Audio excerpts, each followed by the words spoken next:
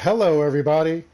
As we prepare to leave Greece and head into Valhalla, there are a lot of new information that keeps coming in. And then there's always rumor because somebody's uncle's cousin, sister's best friend knows somebody who works at Ubisoft or said something or heard whatever in regards to Valhalla. Anyway, we're going to address some of these things. We're going to look into some of what we're hearing, some of what we're hoping, and other things that are involving Valhalla and what's going on. All I know is I can't wait. I'm Darkstrider, the YouTube Assassin. Let's get into this.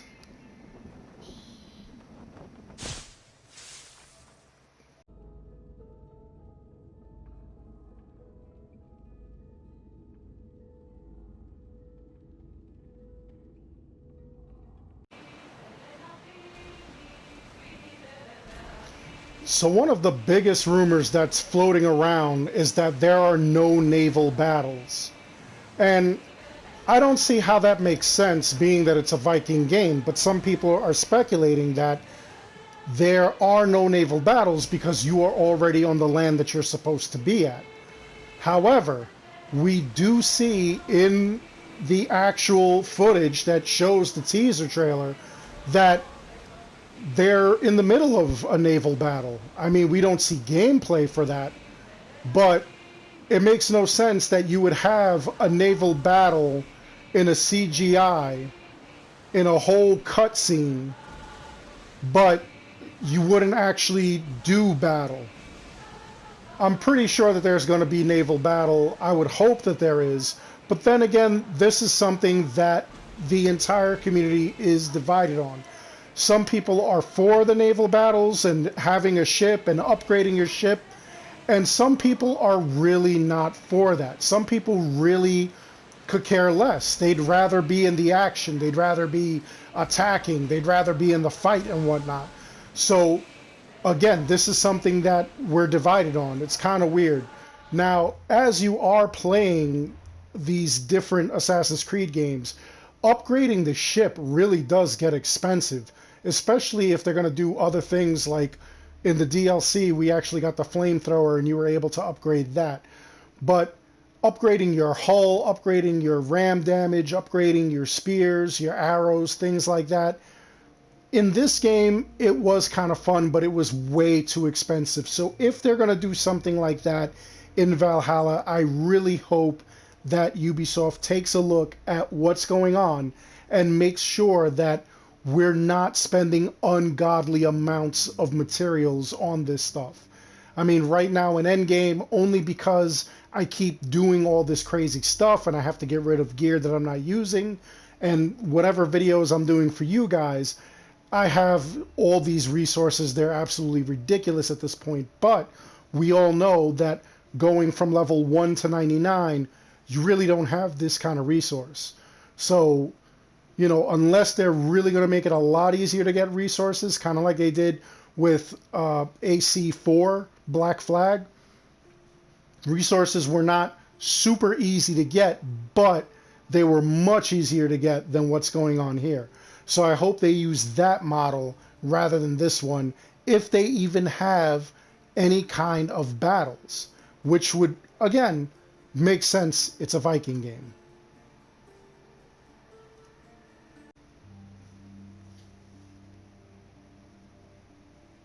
And while we're talking about upgrades, it would really, really be awesome if we didn't have to spend ungodly amounts of materials to upgrade our gear. A lot of you have a lot of problems upgrading gear. I know I had the same problem. When you have a piece of gear that you really enjoy and you're going from level 1 to, like, let's say level 10, and you really want to keep that gear. Let's just say it's one of the best gears in the game at level 1. Upgrading it at level 10 really stinks. And my policy was always every 10 levels I would try to upgrade the gear that I had if it was something that I really enjoyed, especially if it was a build that I really enjoyed. For a little while I had a hunter build where I was literally upgrading it all the time. And it got pricey, it got expensive. These things really are pricey. So what I'm hoping is that in the next game they don't have something like that where you're constantly in need of upgrading, and it's just phenomenal amounts of playtime and resource gathering. Another thing that I'm hoping is the engravings. Engravings I like that idea. It was great. But a lot of people are kind of confused as to epic gear versus legendary gear. In Origins, legendary gear was favored over the epic gear, but in Odyssey, legendary only serves the purpose where you're going to get special engravings and you could use it on epic gear. Epic gear is favored. And the reason that epic gear is favored is because, as you can see on some of these pieces, like this for instance, it comes with two different engravings already set, 25% hunter damage, 50% headshot damage. And then you need the entire set in order to get 50% damage with hunter abilities.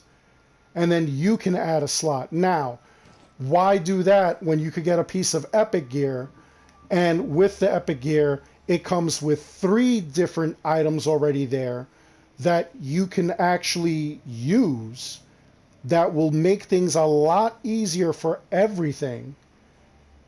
Sometimes you'll find the same gear and it'll have different rolls on it. That's always good. And then you can add your own engraving. So instead of having all 5 pieces in order to get this right here, the 50% damage with hunter abilities, I could just put that 50% damage with hunter abilities on this one piece, and then on my 4 other pieces of armor, put something else. So I hope that they work that out. I hope they make it like a little more, I hope it makes a little more sense. Engravings I like collecting. That's a lot of fun. Another thing is abilities. I would like to see the skill tree really make sense. I really do like the assassin, warrior, and hunter separations of the skill tree. I would also like to see that the masteries, the 3 mains, are kind of like Origins, where you could continuously put points into it.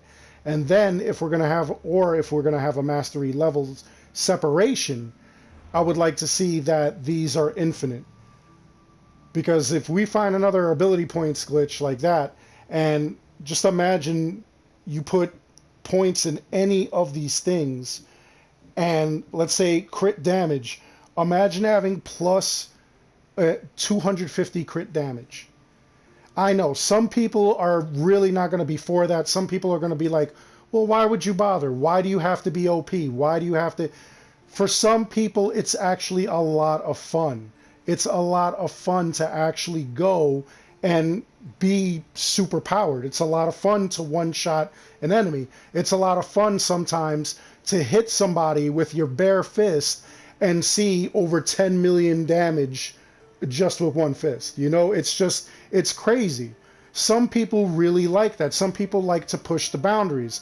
That's why a lot of builds do high damage, high critical damage. They have a high critical rate, and it's just fun for some people. I know some people just want to get through the game. They just want to get to the end. That's all there is to it. I have my favorite armor set. I beat the game. And again, this is another place where the community is divided, and I see a lot of weird stuff happening with the community as far as certain things, not just the ship, but also certain play styles, certain ways of doing things, and some want to be OP just to see how far they could go, kind of like Goku from Dragon Ball Z. That's an example I use a lot. And some people just want to get through the game and they don't care. It all depends on your preference. So for those of us that want to be super powered and everything, that's what we kind of want. You know, we're not hating on people who don't want that, and I would hope that people who don't want that are hating on people that do want that. Not that it's a necessity for the game. Being OP should not be a necessity. You should still be able to play the game any which way that you want. Like I keep saying, there is no wrong way to play the game, but Some people are holier than thou and they really want to impose certain rules on how the game is played across the board, which makes no sense. That's kind of like the argument that a lot of people have in regards to having these massive amounts of ability points and cheats and farms and stuff like that. People are really upset about stuff like this.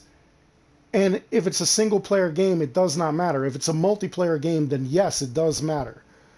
I should not be able to attack you and have a character that's super OP. That would suck. That would defeat the fun of the game. That's why in a lot of multiplayer games like Fortnite, Friday the 13th, things like that, I refuse to show tips, glitches, and tricks that really cheat, make you OP in those games, or make you hide underneath the board or something like that. That's not fun.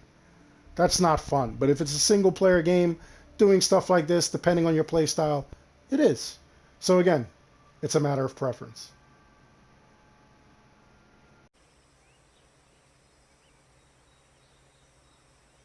Another very cool feature, and I'm thinking it's going to operate kind of like it did in Assassin's Creed 3, is the fact that you're going to be in charge of your own settlement. So, if you are in charge of your own settlement, I'm hoping that you're able to basically do what we did kind of like in Assassin's Creed 3, where you can gain all kinds of people and things like that. You could hook them up. You could bring them to your settlement. You could increase the value of your settlement. There's also supposed to be a tattoo parlor that you're going to be in charge of as well. So hopefully that brings in income and resources and things like that. I would like to see something like that. That made the game a little bit easier. Not too easy, but easy enough. I would also like to see the same thing that they did in Assassin's Creed 4, in which you can take mercenaries and send them out on missions. That's another thing that we're supposed to be getting. We're supposed to be getting some sort of mercenary that you can create and you could lend out to other people who are playing the game on your friends list. So if somebody's going to go do a raid and they need another mercenary, and maybe your mercenary is a little bit more skilled or powerful or whatever, you could lend that mercenary out. I would like to see something like that only if it yields certain results. Like you get a lot of materials back when they go and pillage and plunder and whatnot, so that way you can increase the value of your settlement. You gain money, you gain materials. That's what we need. Just the same way we did it with Assassin's Creed 2, Brotherhood, and Revelations, in which you could send out your mercenaries or your assassins that you found that joined the Brotherhood.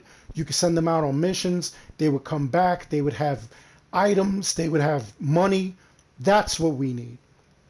We don't need what we got with Odyssey. We don't need a game where we have to run out and get the materials all the time, where we're wasting our time gathering resources rather than playing.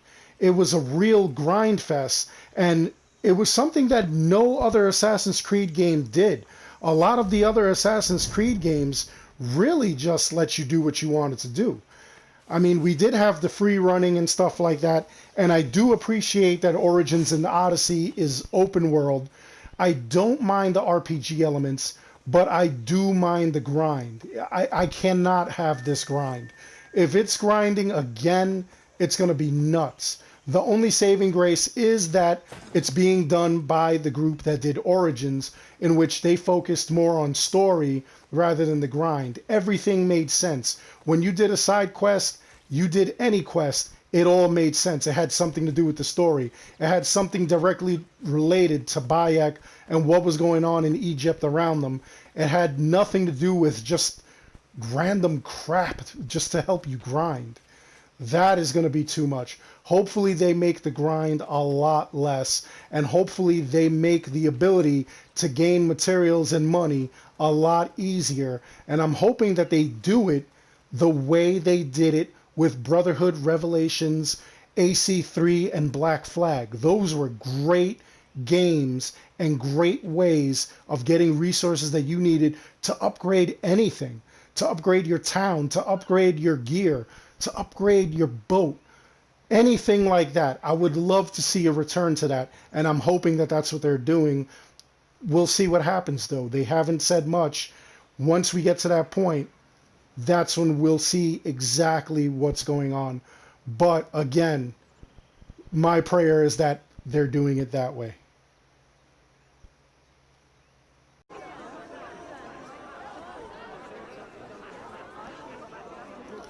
Again, I really do hope that you can actually go into your settlement and actually look at these things and build them, rebuild them. As you can see right here, I don't have enough money to buy this tailor shop, but in buying the tailor shop, it increased the value of the assassin clan, and the more money that you get, the more income you would receive. And that's a lot. So I'm really hoping that they do something like that. On top of which, you can run around and you can save all kinds of people that are just all around in this area. In doing so, they join the Brotherhood, and then once they join the Brotherhood, you could increase their value. You could train them. You could do all kinds of things like that. And they can help you out. You could send them on missions and whatnot. So that's what I'm hoping they do with Valhalla. I would love to see that. Even better, I would love to see the mercenaries kind of be, and their missions kind of be similar to Unity, where you can play with another player. I think that would be cool. That would be a lot of fun. And in those cases, hopefully there are no glitches where you can increase your power, because then, you know, that kind of makes it boring, even though you're playing with your friends or maybe somebody else that you know that you game with. It would kind of suck if you're like a level 99 mercenary and that person's like level 5 and you're just murdering everything for them. It really brings down the game, you know. It doesn't make it fun. It doesn't make it challenging at that point. But other than that, like, I really do hope that they don't have the grind and they do have something like this, because I think that this is absolutely amazing. I would also like to see things like this, where there are treasure just strewn throughout the entire area, and you're able to actually go and collect that treasure, make more money, make more income, gather more materials. It makes it a little bit easier, and it does keep you engaged. I am not a fan of massive amounts of collectibles, but if the collectibles are in the game, I will find them. That is what I do. I enjoy that. But the collectibles have to have a reason. When we played Black Flag, you collected all those Animus fragments, and I believe all you got was a trophy or an achievement. I don't believe that they served any purpose.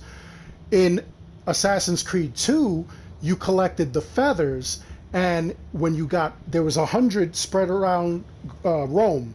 When you got 50 of them, you got a special weapon. When you got all 100 of them, not only did you get an achievement and or trophy, you also got a cape that just made you notorious everywhere you went. Now, why would you want something like that? If you're a fan of the fighting and stuff like that, that's what you wanted. So depending on your play style, it was fun, and I'm hoping that they do something like that. If we have collectibles in the game, they have to serve a purpose. I don't want to just collect collectibles just for a trophy or an achievement, or just to make myself nuts, or you know, challenge myself. Please have a reason.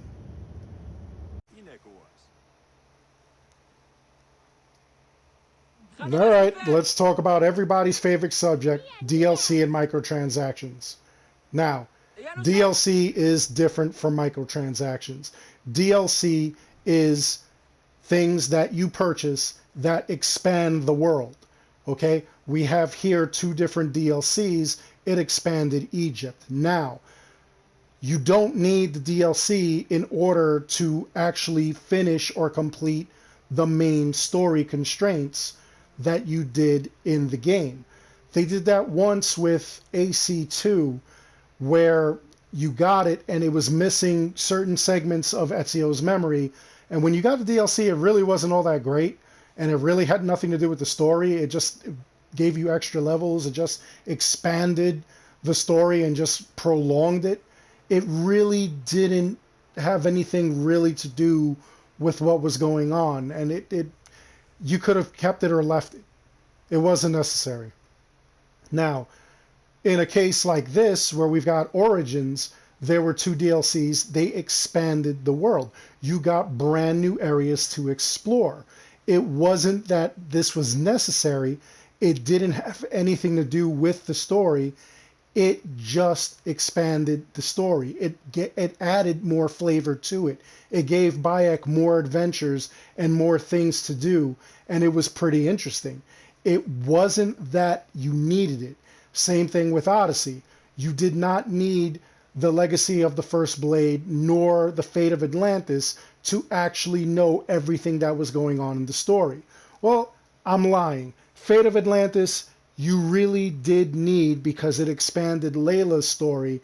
And when we go into Valhalla, we're going to need to know what's going on with Layla Hassan in Valhalla. We have a certain ending that happened at the end of the Fate of Atlantis DLC.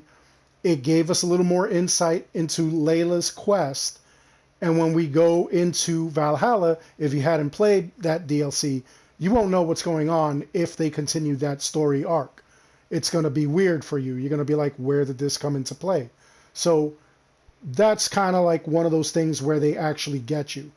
DLC, in my opinion, should always, always, always expand the universe. It should give you more stories, more information, more fun, more missions, things like that. It should be something that really sucks you into the game. Okay? That was one of my biggest complaints with Far Cry 5.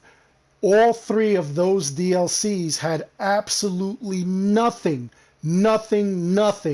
to do with the main story. Didn't expand on the main story. It was just a lot of garbage. It was really, really disheartening, and I actually got my money back from Ubisoft because those 3 DLCs, in my opinion, were absolutely atrocious. They had nothing to do with anything. They were not necessary. So, to me, you do something like that, that's a big no-no. I want to see stuff like this. Now, in the case of microtransactions, that's where we're actually paying to get certain things. So as you can see, you customize your character, there's different add-ons, there's all kinds of things like that. You know, here we have the desert pack, here's the deluxe pack, things that I have. But in making these purchases, here's things that I don't have. This is a lot of money to be spending, real money. Now, a lot of people get really angry and they're just like, okay, you know, this is where I draw the line. The companies are greedy and everything like that. Well, in actuality, you don't go into business just out of the kindness of your heart. You go into business, you make money, okay? These game companies, these game developers, they make these games. Yes, they want to appease the fans. They want to give you guys a lot of service. They want you guys to enjoy the fruits of their labor, the games that they created, the things that they went to great lengths to entertain you. But in creating the new games, they know that you're going to spend money. You're going to pay $60 for Valhalla. You're going to pay $80 for the special or deluxe edition. You're going to spend $200 like I did to pre-order the Questioning Your Life Choices edition that comes with the statue and the steel book and all these other bonus items. Okay? They know that you're going to pay that. And that's fine. That's absolutely fine. If you have the money, if you want to pay it, that's okay. But again, they're in business to make money. Even YouTubers like myself, as much as I love doing these videos for you guys, and I have no problem doing it every day or whatever, whenever something interesting happens, whenever I find an XP farm or a glitch or anything like that, I want to throw that video up because you guys deserve it. The whole ore thing that happened in Odyssey, I wanted to make sure you guys had all the maps so that you guys could collect all the ore. I didn't have to do that. And in reality, a lot of those videos did not get a lot of views. But the thing is, it wasn't about the views at that point. It was about getting the stuff out for you guys. Now, yes, YouTubers, when we put out a video, we do get paid based on the commercials that are, or the ads that are in the video. And I mean, some people really go ham. They really have like 80 different spots to where the video is almost not even watchable. I've actually seen a 5-minute video that had like 6 different ad spots, and it was highly unnecessary. I don't mind putting out a video. You do get paid per ad, but you get paid more, and I get more money off of donations from you guys, or when you guys purchase my t-shirts, my mugs, things like that, you get paid, and I'm okay with that. But the thing is, I'm not cramming it down your throat. I'm not saying you have to watch. You can't watch the video unless you buy a mug or a t-shirt or something, you know? And that's what some of these microtransactions do. You can't play the game, you can't beat the game unless you go out and you actually purchase their microtransactions. Now, Ubisoft is actually one of the rare instances where it's not necessary. They give you these things and they're just cosmetic. Well, in the case of Origins. In Odyssey, they're cosmetic, and they also had engravings that you may not have, or you definitely don't have, unless you get the full outfit. So you don't need those engravings, though. It's optional. But the thing is that Ubisoft is one of the rare companies that will give you an opportunity to gain these sorts of things. Okay, this stuff is on the store. You could buy it for 250 Helix credits, or you could come to my man Redo over here and you could interact with his Heka chest, and you could just buy a Heka chest. In buying the Heka chest, there's no guarantee that you're going to get a legendary item like I just got. But the thing is that you have the option, you have the ability. Now, with Retta, all you had to do was pay, as you saw, drachma. In Odyssey, because we found the Heka chest in Origins, and the trick where it was glitched, they decided we're going to have to do it with ore. That way, if you find a glitch, you can't trick the system. But we did find a glitch anyway. And the thing about the glitch was that, for some reason, some people were so upset because they spent real money in order to get real items, and they were upset. Like, one guy even publicly announced in comments on one of my videos that he went, and he was proud of himself, he went and he reported it to Ubisoft and on their Twitter and their Discord and everything so that they could fix it. I mean, that's kind of crappy that number one, that you would do that, number two, that you would announce it like, you know, hey, look, this is what I did. You know, that's kind of crazy. But I mean, this is how they're making their money. Okay? But again, at least there's an option where we don't have to spend real money in order to like do it. In all honesty, in Odyssey, if you had purchased the Helix credits in order to go and get all the items, not including the DLC, you would be spending an estimated minimum of $500 off of a $60 or $80 game. So, yeah, that's good for Ubisoft to make that money, but they still give you the option to do it another way. They still give you the option that you could just wait for Sargon Shop to have the item, or you could spend 20 of the ore in order to get those things. What was really crappy was the fact that you needed to, well, you didn't need to buy the boosters, the XP and the Drachme boosters, but they did help a lot when you were going and doing those things, when you were gaining XP or Drachme for missions and whatnot. That I don't tolerate. And honestly, if you're spending all that money on microtransactions and not doing, you know, any sort of collecting of the ore or collecting of the drachma, in this case in Origins, in order to get those items, then you're kind of part of the problem. They're going to continue to do that stuff. I'm just thankful that they're not doing it to the level that it's pay to win. It will never be pay to win. I don't see Ubisoft doing pay to win, but I do see them posting a lot of really cool packs and items so that you want to spend the money, or you really want to spend the ore or whatever we're going to have in Valhalla. Whatever we have, I hope it's decent. I hope it's easily obtainable, and I hope that we can have fun with it, that we don't have to grind for it, because that is a pain if you're grinding for those things. Microtransactions, they usually suck. But at least with Ubisoft, and I got to give them this, and you got to agree, at least with Ubisoft, they give you the option to win it or get it out of the shop.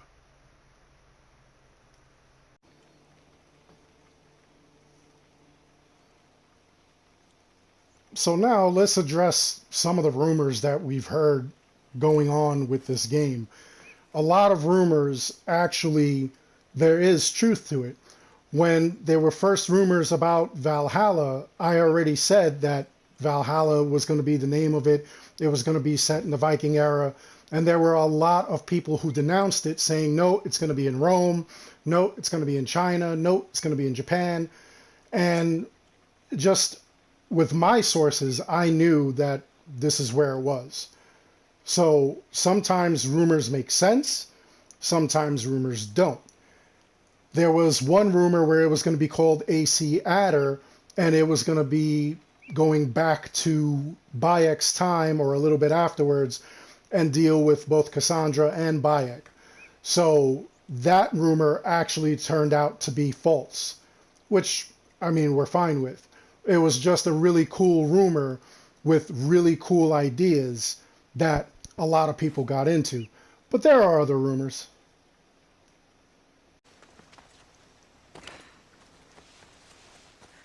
One of the really big rumors, will Cassandra return? That I don't know. In all honesty, she won't return in the present day, if anything, because we know her fate at the end of Assassin's Creed Odyssey's main storyline. Will she return in the game in the past? I don't know. There is a possibility, only because it's her story, and basically we know what's going on with her. We know that she could, but we don't know if she will be. Will we see her child in the next game, or hear about her child and what the child's fate was? I don't know. Again, I can't tell you that. We don't know what's going on. But again, these are rumors that are circulating where a lot of people are saying that this is an affirmative, this is absolute, they're going to be adding this is going to be included. It's all got to come together somehow. It only makes sense. But the thing is that it's a different story. So why Cassandra would come into the different story and what she would do, I don't know. Is it possible? Sure. Am I betting money that that's what's going on? I doubt it. I highly doubt that she'll be making a return. But again, I could be wrong. And we'll see about that.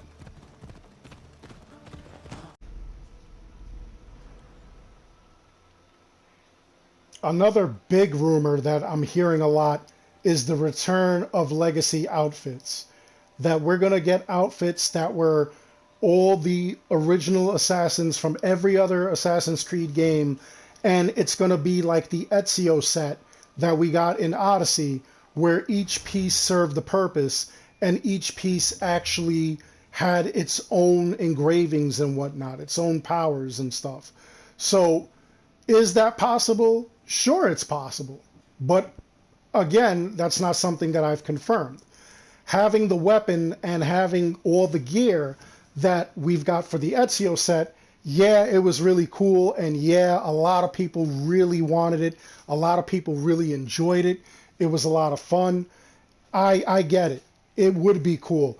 In Origins, we actually got the assassin from the Assassin's Creed movie. We got his gear, and we got several other outfits, and they've been doing that a lot. Even Assassin's Creed 4, we found that Kenway actually had a bunch of different outfits that were from different assassins in different eras. The same thing with Connor in Assassin's Creed 3. So, are Legacy Assassin gear gonna make a comeback?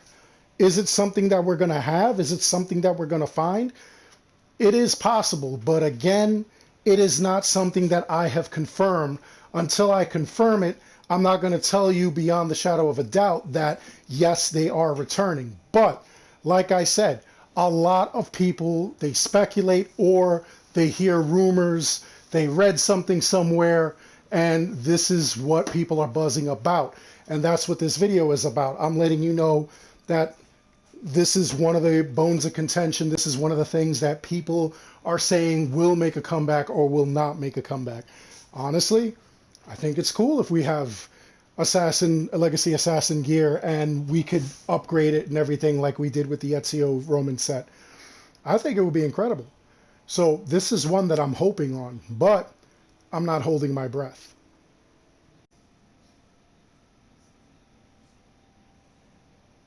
The final rumor that we have is about the grind. A lot of people are worried that the game is really going to be brutal. It's going to be more punishing. It's going to be crazy. As you can see, in order to gain another ability point on this bar, I need almost 2.5 million XP. Now that's how ridiculous it got with the original kind of leveling to 50. You actually had, obviously, you need more and more XP in order to gain levels and whatnot. You can't just get 1,000 XP and hit level 2, and then 1,000 XP hit level 3. By the time you get to level 50, you're only using 1,000 XP. No, it doesn't work that way. That would be absolutely foolish. They're not going to do it that way. So they are going to do it progressively bigger. But the thing is that a lot of people are worried about the grind. Now, the longer you play the game, the better the stats are for that game. That's why they try to keep you engaged.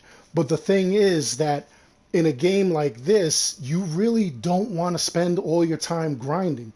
You don't want to face an enemy and have to get like 10 levels higher than him and spend, like God knows how many real hours to play the game in order to do this thing. I'm going to tell you right now, across several accounts and several characters that I've built in order to do videos and you just regularly play the game and everything like that, I have logged over 4,000 hours in Odyssey alone. That is a lot of time to dedicate to one game. So it is like really, really just crazy. That is a lot of sleepless nights. That is a lot of just looking for stuff. That is a lot of glitch finding. That is a lot of crazy things. So a lot of people are worried about the grind. Now, from what I understand, and again, this is rumor. There's a rumor that I heard from my sources. It's not going to be as grindy. There's going to be some grind, but not to the point where it was with Odyssey. Maybe to the point where it was with Origins, where it wasn't that bad. And this is being created by the team who created Origins. So, hopefully, that is what we're doing. That is what we're going to see.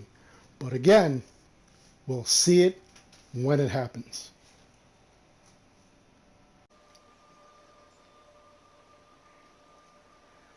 So anyway, that's it for this video. Let me know in the comments below, what rumors have you heard? Is there anything that you're looking forward to that you heard that you can confirm is actually happening in the game? Is there anything that you're worried about that they're going to mess up in the game? Or do you have the absolute faith that they're going to do this game right? Let me know that in the comments below. Also, do you want to see a return to certain past Assassin's Creed games? The way that they did certain things, the way that they had certain things happening, such as in Assassin's Creed 3, where you can bring people into your settlement and increase the value of the settlement, increase the abilities of the settlement, things like that. Would you look forward to something like that? Or do you think that that's an old idea? Let's not rehash old ideas. Let's look forward to new ideas. Let me know that in the comments below. Other than that, I hope you enjoyed the video. Please like and subscribe. It helps the channel out an awful lot. And as always, I want to thank each and every one of you for watching. Until the next one, take care and be good.